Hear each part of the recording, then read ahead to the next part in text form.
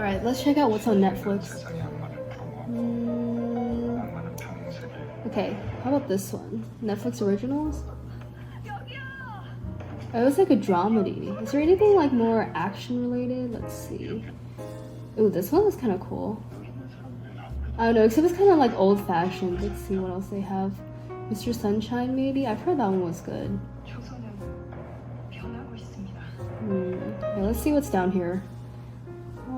I kind of want something like comedy related. I don't know, this one looks cool, but it looks kind of scary. What else do they have? Chicago Typewriter, maybe? Oh my god, why are there just so many options? Like, what am I gonna watch? Are you having trouble finding your perfect drama? Don't worry, I have my top 5 best K-drama recommendations right here for you. So, let's get to it.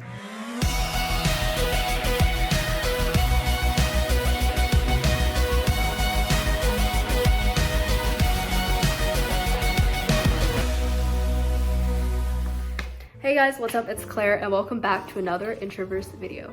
So for this week's segment on entertainment, we're going to be talking about TV shows. But specifically in this video, we're going to be focusing on K-dramas.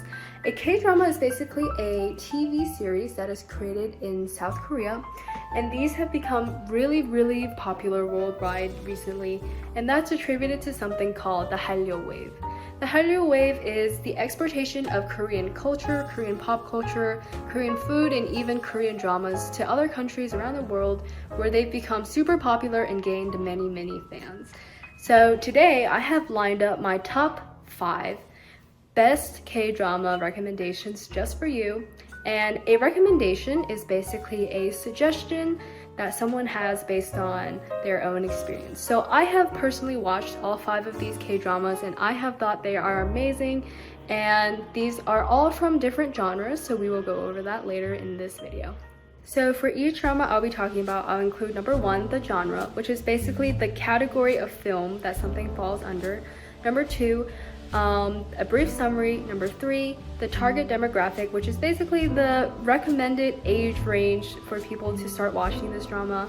And then 4, what I like about it. And 5, my overall ratings, which is basically a number on a scale to 10, with 10 the best and 1 the worst. Let's get to number 5.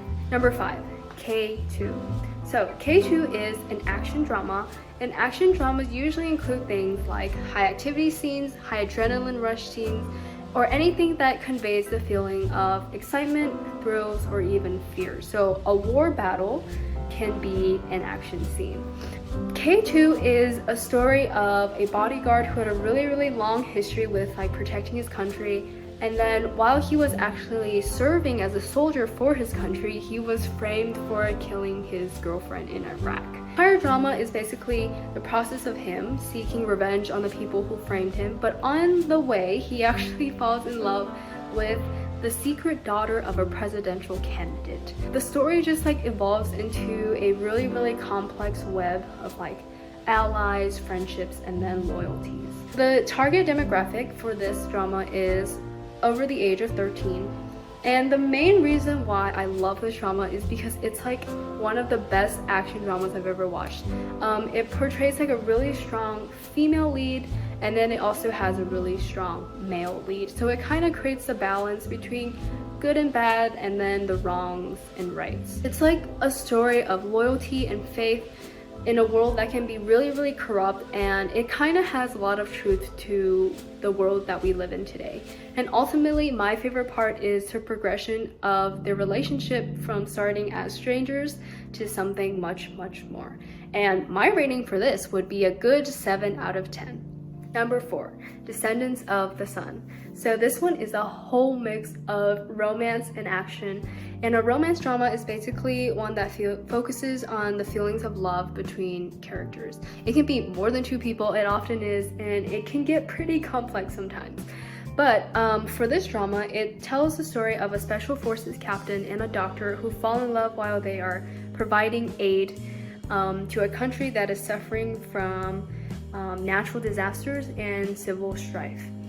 It definitely took the world by storm when it aired, And even though it was set in like a fictional country, it has a lot of real world issues that we see today. It has a lot of real life stories that unites people through their hardships, and if you watch this, it will definitely take you on a really, really long journey, but at the end, I guarantee that it will be worth it. So the target demographic for this drama is 13 plus, and the main reason why I love it so much is because it kind of gives the best of both worlds. It's part of a medical drama, but then it also has the humanitarian aspect of it, and it's just a feel-good drama to see them like saving people, saving themselves, and just saving the people they really, really care about.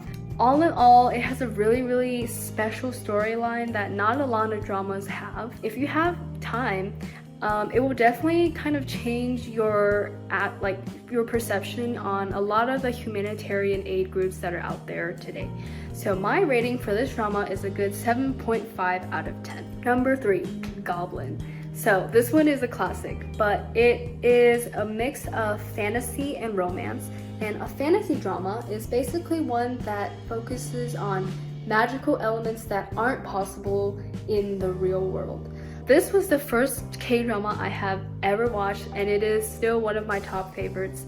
It's the story of an immortal goblin who has been roaming the earth for for thousands of years. And the only way for him to end his life is to find his human bride. And it takes place in the modern world, but it kind of has like cool elements of like supernatural things. And also there are a few shots that are in, I guess, like the old times, like the ancient times. So it's kind of cool that there is a contrast between the two. But it definitely has one of the best sceneries I have ever seen in any K-drama ever. The target demographic here is also 13 plus.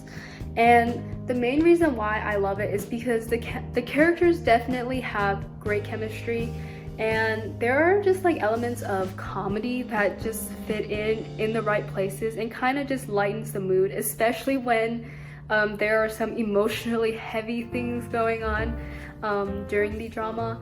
But it has a really, really interesting storyline. I still haven't seen another drama that is like Goblin at all, and it's just like it takes you on a really long journey too. And honestly, I cried a little bit, but just like every other K-drama, it's a must watch for everyone. My rating for this is 8 out of 10. Number 2, The World of the Married. So this drama is pretty new. It aired only this year, and it is a mix of romance, action, and thriller. And a thriller drama is basically one that uses a lot of suspense to carry out their storyline.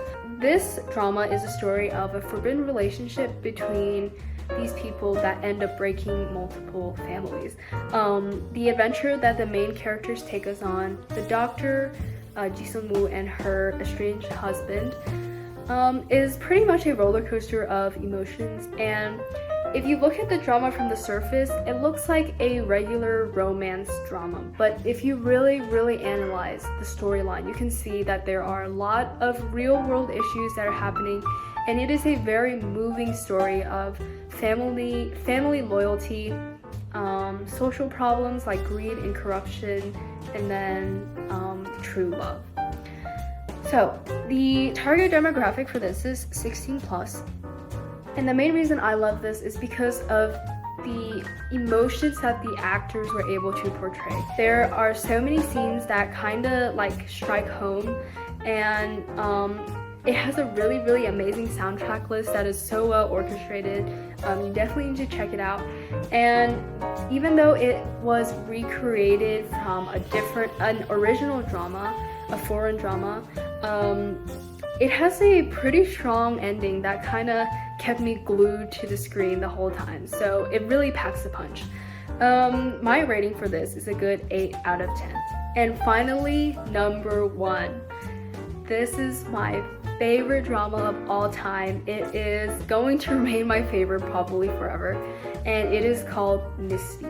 Misty is a mystery action romance drama, and mystery dramas usually include things that are hard to explain or hard to solve.